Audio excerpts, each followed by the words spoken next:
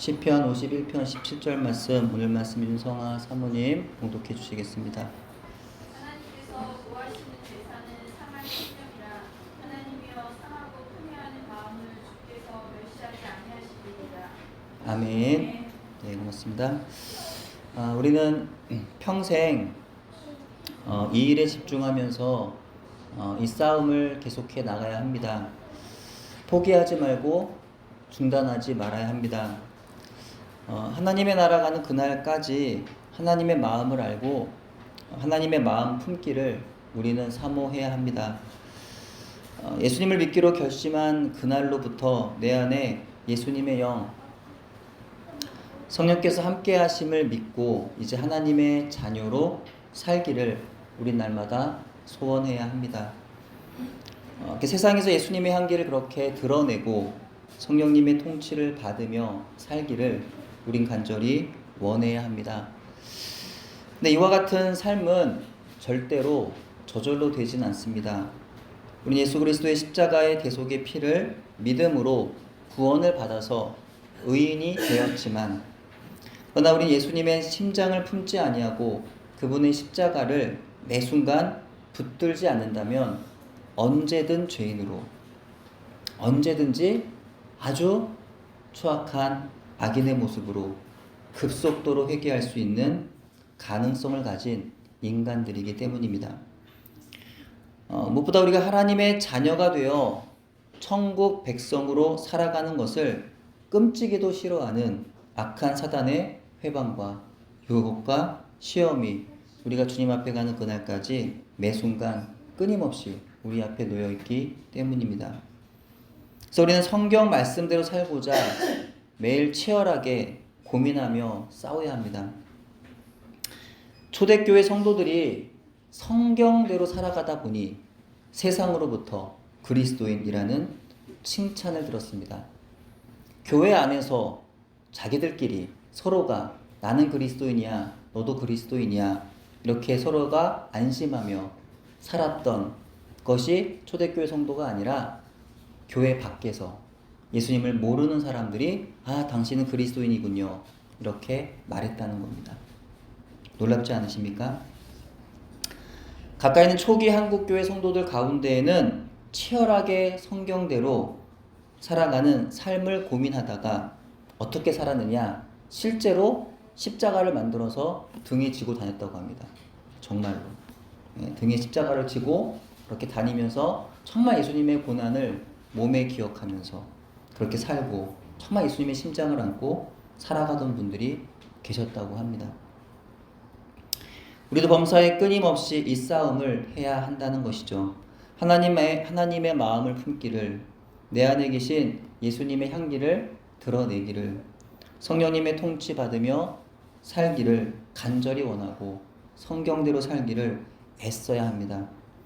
우리가 스스로 이 싸움을 하지 않으면 저절로 믿음이 생기는 것도 아니고 은혜로 우리의 믿음이 저절로 자라지도 않습니다. 누가 대신하여 싸워줄 수 없습니다. 스스로, 내가 스스로 싸워나가야 하는 겁니다. 얼마 전에 교회에 제 발로 찾아왔던 지체가 한 달도 지나지 않아 교회를 나가는 그런 가슴 아픈 일이 우리 교회에 있었습니다.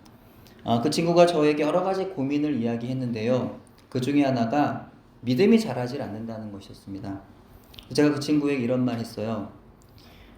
믿음이라는 것은 물론 하나님의 은혜로 주어지지만 그 은혜도 하나님을 간절히 찾는 자들에게 주어진다고 말했습니다.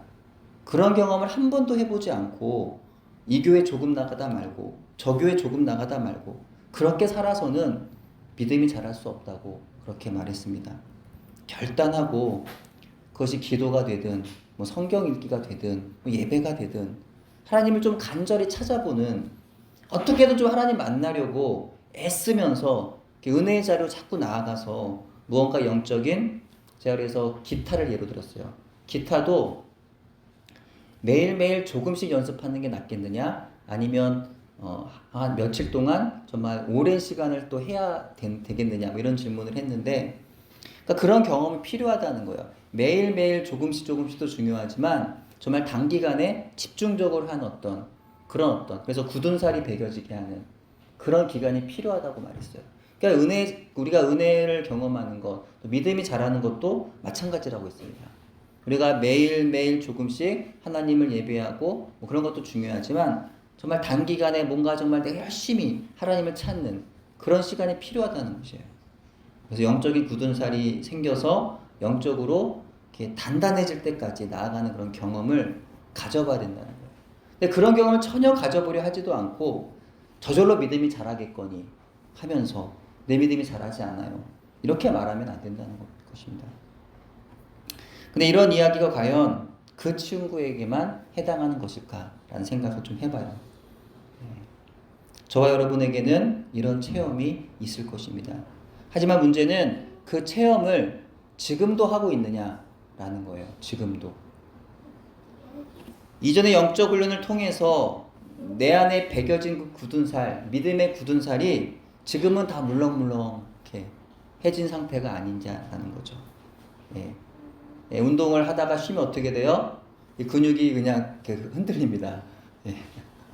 그래서 근육이 딱 몸을 잡아줘야 되는데 운동을 전혀 안 하고 살면 살이 막 흔들거려요.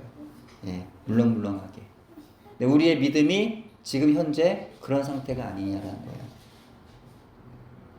신앙생활의 연조가 길어질수록 하나님께 더 가까워져야 되는데 여러분 해가 갈수록 또 날이 갈수록 하나님과 가까워지고 있다고 말씀하실 수가 있으십니까? 그렇다면 우리가 하나님과 어떻게 가까워질 수 있을까요? 어떻게 우리가 하나님의 마음을 구하고 그분의 마음을 품을 수 있는 걸까요? 하나님께 오늘처럼 함께 모여서 혹은 홀로 하나님께 예배드리면 되는 걸까요? 그렇습니다. 우리가 하나님께로 나아가 예배 자리에서 하나님을 만나야 됩니다. 그런데요, 그 예배 자리에서 반드시 빠지지 말아야 하는 한 가지가 있습니다. 그것은 바로 뭐예요? 상하고 통회하는 마음입니다. 뭐라고요? 상하고 통회하는 마음입니다. 상한 심령이에요. 상한 심령. 하나님 앞에. 먼저 내가 지금 얼마나 잘못된 인생을 살아가고 있는지 분명히 깨달아 알아야 합니다.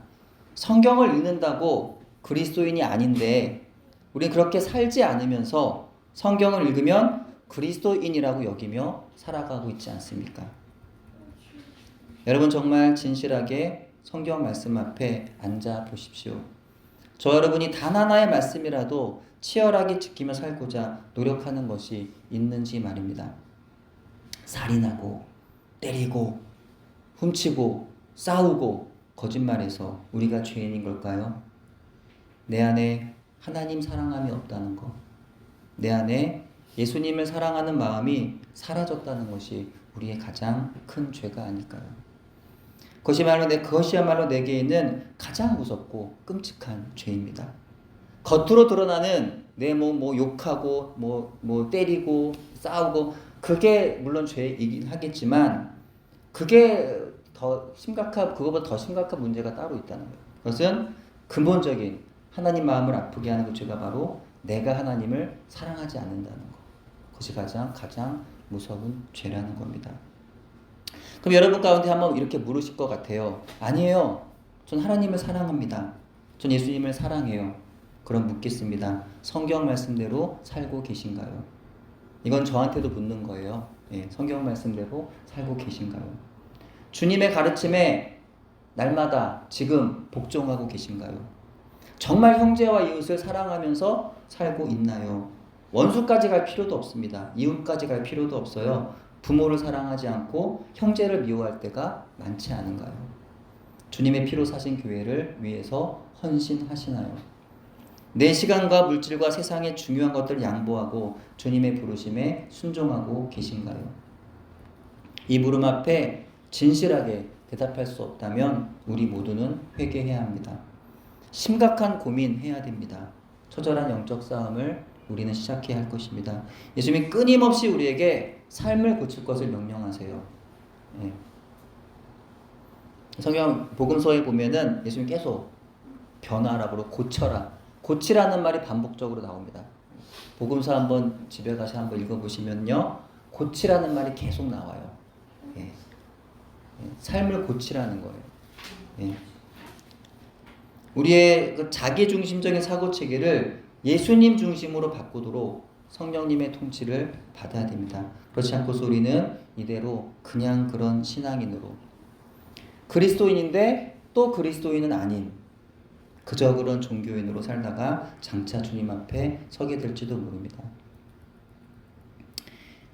본문 말씀 시편 51편 17절입니다. 하나님께서 구하시는 제사는 상한 심령이라 하나님이여 상하고 통회하는 마음을 주께서 멸시하지 아니하시리다. 상한 심령이 없는 예배는 하나님 앞에 아름다운 향기가 아닌 아주 참기 힘든 냄새입니다. 하나님 받으시기 힘든, 매우 힘든, 내가 너무 싫다라고 말씀하시는 그런 예배가 되는 겁니다. 상한 심령이 없는 기도는요, 하나님과 불통이 됩니다. 거기에는 평안이 없습니다. 상한 심령이 없는 은사는 상처만 줍니다. 영을 살리는 은사가 아니라 영을 죽이는 은사가 됩니다. 상한 심령으로 죄사함의 은총을 받는 과정을 건너뛰고서 구원의 문으로 들어가는 그 문을 지나지 않고서 다른 문으로 교회 안에 들어와 앉아 있다면 우리는 어느 누구도 하나님의 구원하신 은혜를 입을 수 없으며 우리의 모든 예배와 선한 행실과 심지어 아름다운 사역도 하나님과는 상관없는 나의 의를 자랑하는 헛된 일들이 되고 말 것입니다. 성경은 모든 사람이 죄를 범하였음에 하나님의 영광에 이르지 못하더니 라고 선언합니다. 모든 사람이라고 말씀해요. 누구도 예외가 없습니다. 죄의 결과는 하나님의 영광에 이르지 못합니다. 그런데 세상의 많은 사람들이 땅의 영광에 만족하며 살아가죠. 하나님 영광에 이르지 못하는 자신의 처지를 별로 문제로 보지 않습니다. 그냥 착하게 살면 되지, 열심히 살면 되지, 남에게 피해 안 주면 되지, 그렇지 않느냐고 그렇게 반문합니다. 하지만 하나님의 존재를 인정하고 하나님께 영광 돌리겠다라고 하는 그런 목적도 없이 어떻게 인간이 선하게 살아갈 수가 있을까요?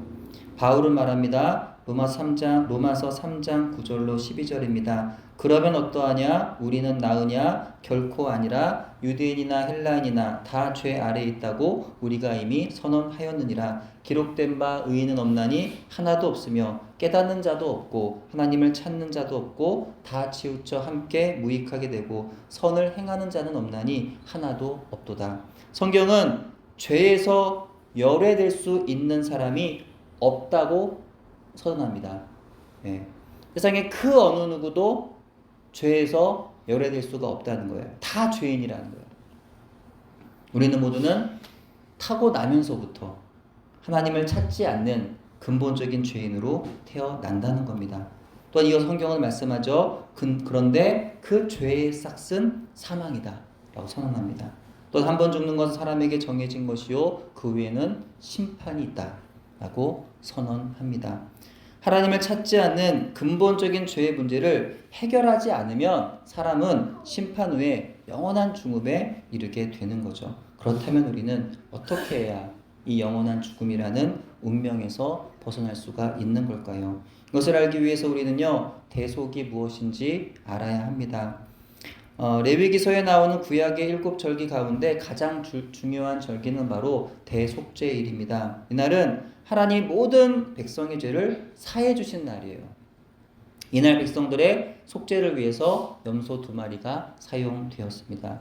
하나는 하나님께 드리는 염소이고 다른 하나는 아사셀에게 보내어지는 염소입니다. 여기서 그럼 아사셀은 무엇일까요? 현대어 영어 성경에서는 아사셀을 더 데몬 아자젤이라고 번역합니다. 마귀 아사셀이라는 의미예요.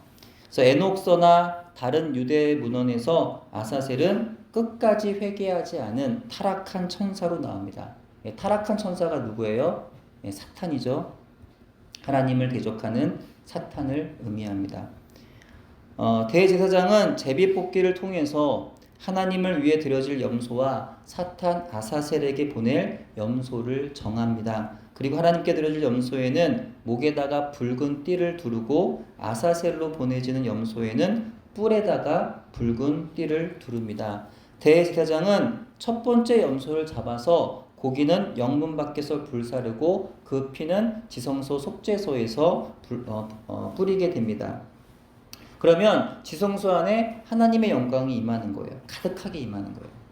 그러므로 인해서 이스라엘 죄가 속해져서 하나님의 진노가 사라지게 되는 것입니다. 첫 번째 염소를 통해 하나님께 희생제사를 드렸으면 되었지 왜 아사셀에게 보내는 두 번째 염소가 필요한 걸까요? 물론 사탄에게 염소를 바치려고 하는 것은 아닙니다. 거기에는 하나님의 뜻이 있습니다. 두 번째 염소는 산채로 광야에 보내집니다. 그런데 그냥 보내는 게 아니라 이스라엘 백성의 모든 죄를 그 염소에게 전가해서 보내게 됩니다. 탈무드 요마 편이라는 곳에 보면은 그 염소를 낭떠러지에 떨어뜨리기 전에 염소의 뿔에 묶었던 붉은 끈을 풀어서 반은 바위에 메고 반은 다시 뿔에 묶어서 떨어뜨린다고 합니다.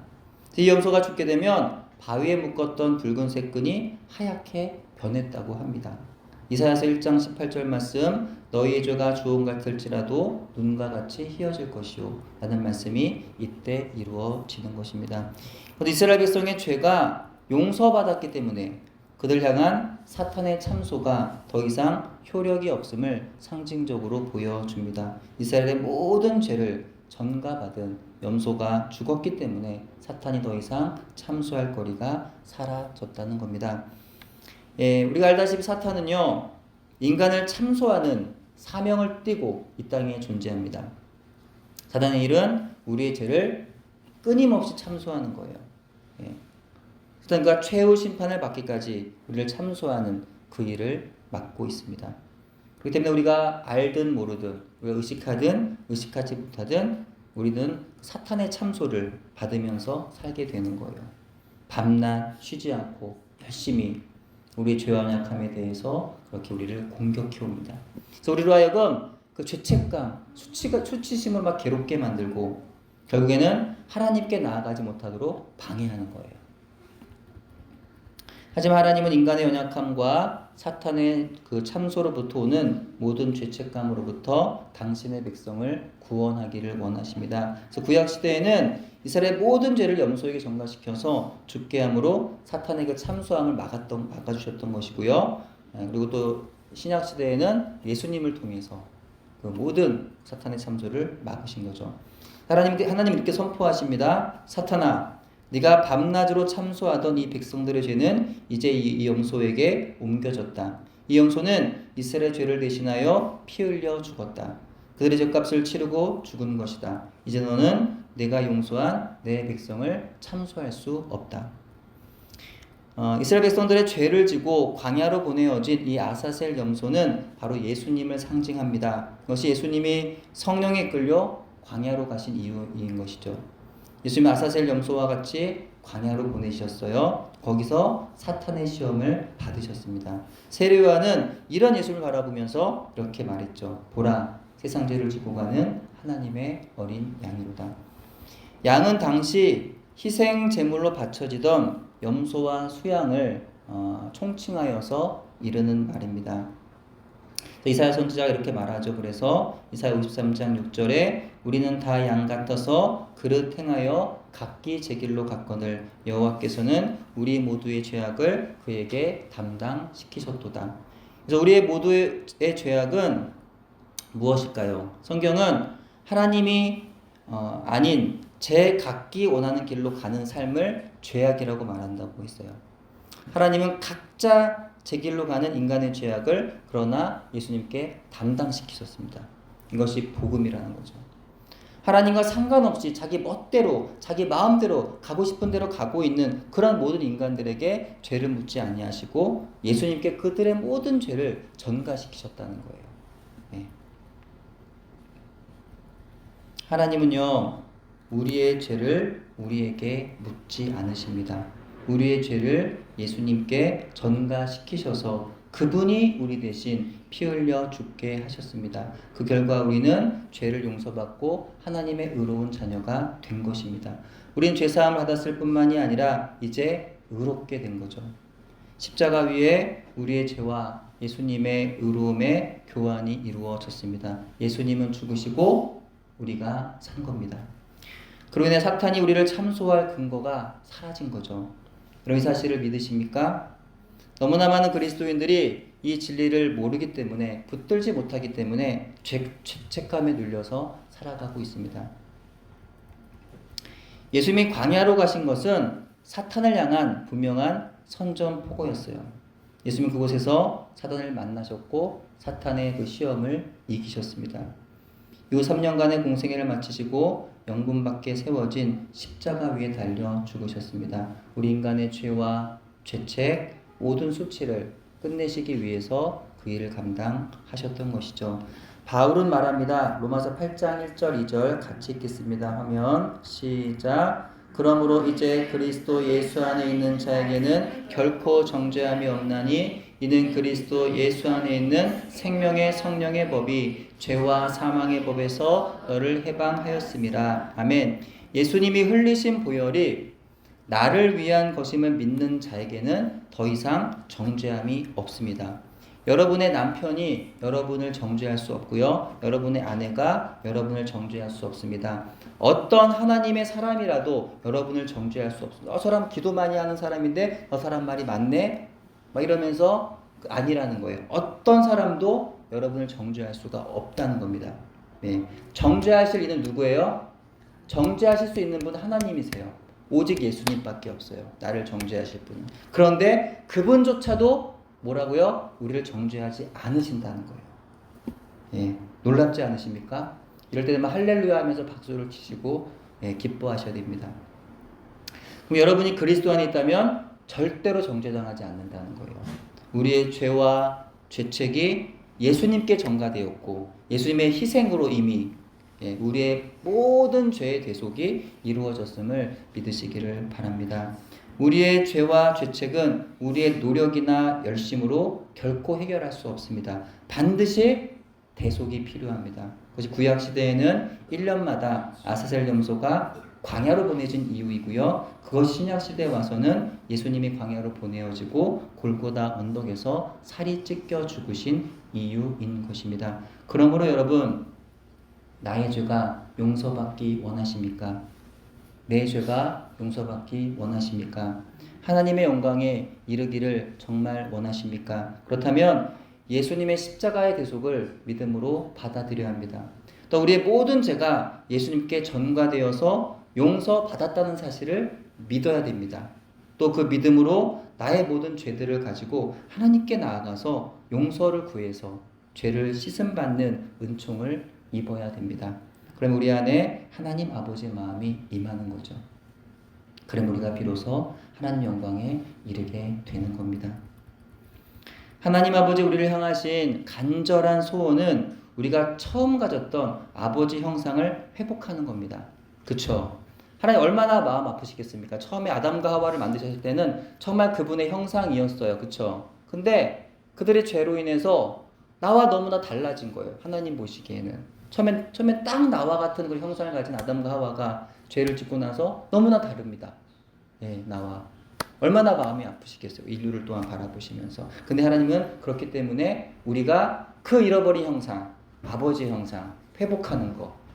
그게 하나님의 우리를 향하신 뜻이고 소원이다. 죄인의 형상이 아니라 의인의 형상. 깨지고 상처나고 부서진 인생이 아니라 온전한 인생. 실패하고 무너져서 어둠 속에 갇힌 얼굴이 아니라 예수 그리스도의 십자가의 구속하심과 부활의 영광을 경험한 빛의 얼굴입니다. 그것이 하나님의 우리를 향하신 소원이고 또한 모든 하나님의 자녀된 자들의 소원인 줄로 믿습니다. 오늘 우리를 구원하신 십자가로 나아가기를 바랍니다. 매일 순간마다 우리를 사랑하시는 하나님께로 나아가기를 바랍니다. 하나님께로 나아가서 무엇보다 하나님을 사랑하지 않은 우리의 죄를 회개하기를 바랍니다. 나를 위해 피 흘려 죽으시고 부활하신 예수님의 구원하심을 하찮게 만든 나의 욕심, 내 교만, 내 음란, 나의 거짓, 나의 사랑하지 않음, 이 모든 나의 불순종, 내 모든 두려움, 염려, 근심, 걱정에 모든 내 불신앙을 회개하기를 바랍니다. 주님, 저에게 상한 심령을 주옵소서. 저에게 상하고 통회하는 마음을 주셔서 저를 멸시하지 마시고 저를 구원하여 주시옵소서. 주님 저를 긍휼히 여겨 주옵소서. 주의 긍휼하심이 아니시라면 저는 구원을 얻을 길이 없는 죄인입니다. 저의 심령을 정결하게 하시고 구원하시는 예수님의 은혜를 믿으며 그 은혜 안에서 하나님의 마음을 품고 살게 하소서. 변화받아 내 삶을 고치게 하셔서 성경에서 가르치신 주님의 말씀을 읽는 성도가 아니라 주의 말씀을 지키고 행하는 성도가 되게 하소서. 이런 성도, 이런 그리스도인, 이런 교회가 되기를 소원합니다. 성령님 도와 주시옵소서. 이렇게 기도하며 살아가는 저와 여러분이 되기를 주의 이름으로 축원합니다. 기도합니다. 하나님, 오늘 우리에게 상하고 통회하는 마음을 주시옵소서. 하나님, 저를 긍휼히 여겨 주시옵소서. 오늘도 죄악 가운데 살았던 이 죄인을 용서하여 주시고 하나님의 말씀 앞에 이 시간 나아가오니 주님의 말씀, 은혜의 말씀, 그 말씀 안에 소이들 다시금 일어나 그 말씀 붙잡고 나아가는 우리 모두가 되도록 인도해 주옵소서. 이렇게 주 예수 그리스도 안에서 구원하신 은혜를 입어 담대히 하나님의 자녀로 죄인이 아닌 의인의 그런 아름다운 삶을 살아갈 수 있는 우리 모두가 되도록 인도해 주옵소서. 감사드리오며 예수님의 이름으로 기도합니다. 아멘.